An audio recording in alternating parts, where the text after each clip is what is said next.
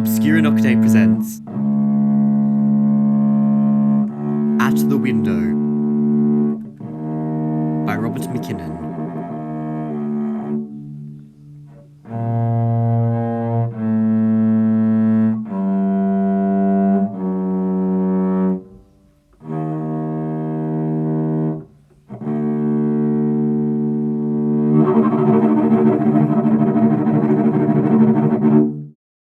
Dear Diary, we're doing this yet again today.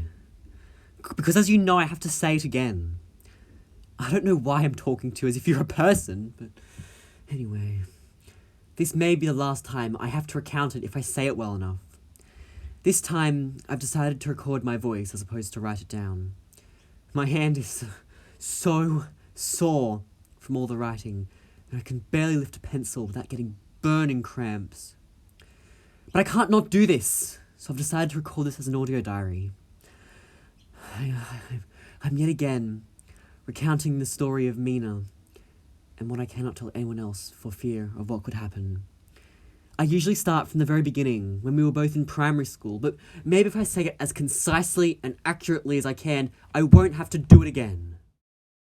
My twin brother Toby and I went to school with a girl called Mina. I can't even begin to say how gorgeous she was. All of the other guys focused more on the other girls in our year group. But I fell for Mina. Most guys wouldn't have given her a second thought, but if you got to know her, you loved her because of her caring, funny, whimsical, spontaneous personality. She wasn't very social and spent most of her time reading, doing schoolwork, or writing in her diary. I envied her for that. I wish I could write down my inmost thoughts in a book. But personally, I feel I can't. And I'm not a great writer anyway. She did do a lot of journaling, I see now, more than was normal for a teenage girl. We weren't really that close. We'd talk sometimes, but it wasn't a regular occurrence. The only subjects we shared were drama and music, and we were sometimes in the same group for assessments. She was wonderfully talented, especially on her English horn, which I believe she was in a youth orchestra for. One night, I was driving home from fencing training with Toby. I just achieved my provisional license and was proud to be driving unsupervised. I decided to take a detour. Toby questioned me as to why I was going this way, so I just told him it was my route home. My true motive? I'd once seen Mina come home this way. I followed her and saw her go into one of the houses. Ever since then, I'd drive past her house, longing to glimpse her in her natural environment. Oh my goodness, that sounds so bad, doesn't it? Mina had been on my thoughts all night.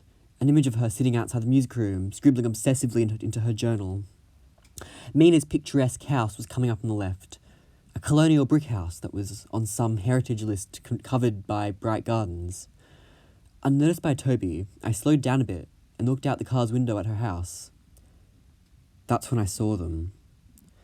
Toby asked me why I had stopped in the middle of the road. I didn't answer.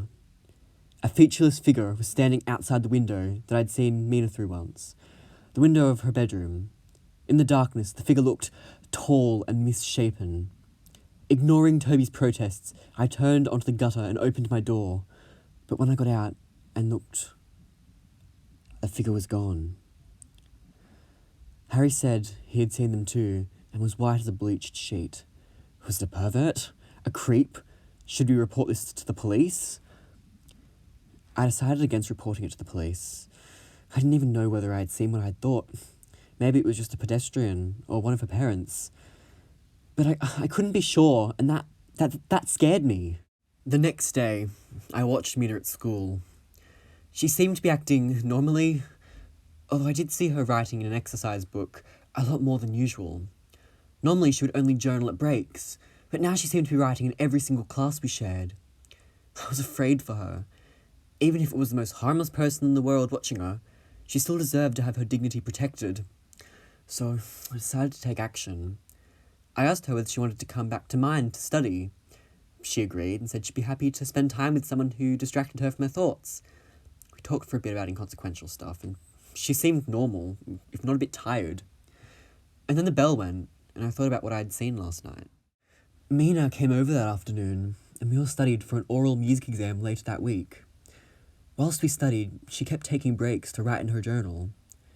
I also noticed that she seemed a bit stressed, But maybe that was just the thought of the exam.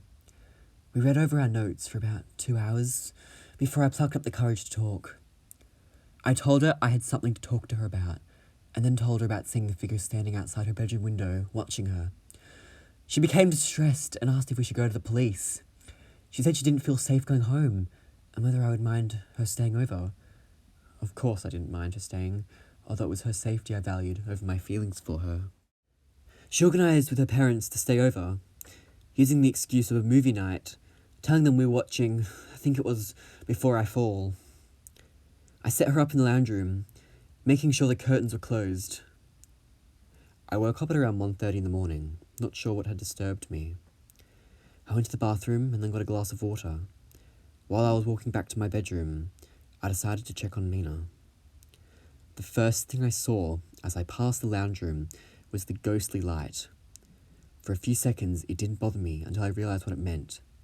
It was the light from a street light outside. Above Mina's sleeping figure on the lounge, the curtains had been parted and were wide open, and standing outside, looking in, was a figure.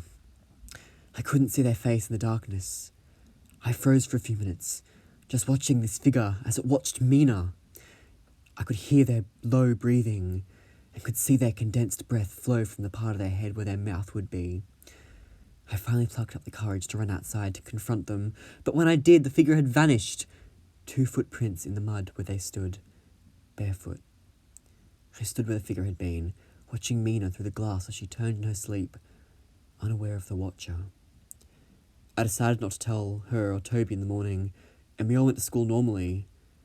But I had seen this mysterious figure watching Mina, and for her safety, I wanted to get to the bottom of it. I'm not a creep or voyeur, I promise you that. But I thought I should do what was right. At about 7 o'clock, I used the excuse of a nighttime run to get out of the house. I ran all the way to Mina's house and sat on a park bench on the other side of the road, waiting for this creep to appear. I sat there shivering in the fog until about 10 o'clock, when I considered giving up and going home. I was half stood up when I saw movement from the house in front of me. Frozen, I stared at the situation unfolding. A figure came from the shadows around the back of the house. It walked slowly towards Mina's window and stood outside, head raised towards the glass. I reached into my pocket for my phone, but saw that it had run out of battery, probably due to the cold, I reasoned, despite having charged it before my run.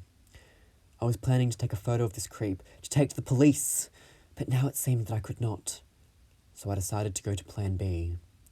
In one quick dash, I bolted across the road towards the figure. It did not see me until I slammed into it, knocking us both to the icy grass. I now realised that the previous night, I'd only thought I'd seen Mina's sleeping body on the lounge. The figure looked up at me, and I saw its face. It was Mina, standing there outside her own window. She was only wearing thin pyjamas and a dressing gown, but she did not shiver like I was, with 3 layers on. Grinning a smile that looked way too wide to be natural, she parted her blue lips and uttered something that sent shivers down my spine. I'm the creep at my window. I'm watching myself sleep. She smiled her unnatural smile at me again, and then, with a moan, she passed out onto the wet grass. I picked her up and carried her around the back of the house, where the wooden back door was wide open. I was unsure of the house's layout, but eventually found her bedroom. I laid her on the bed that was bare. All the pink and white bedclothes had been twisted and strewn across the floor. I closed her window and then scarpered into the chilly night. Mina didn't come to school the next day, or the day after that. I was really anxious and even walked past her house several times, trying to catch a glimpse of her. But the house looked dead all of a sudden. The plants under her window looked blackened, as though they had been scorched by something. 3 days after I had witnessed her watch herself sleep, we all received terrible news. Mina had been found dead. Apparently, she had slit her wrists. I can't talk of this to anyone. Who would believe me? And anyway, they'd think I was the creep watching a house. I suppose in the end I was. You're probably wondering why I'm writing this down. I've already said that I don't keep a diary, so why am I writing and talking to one?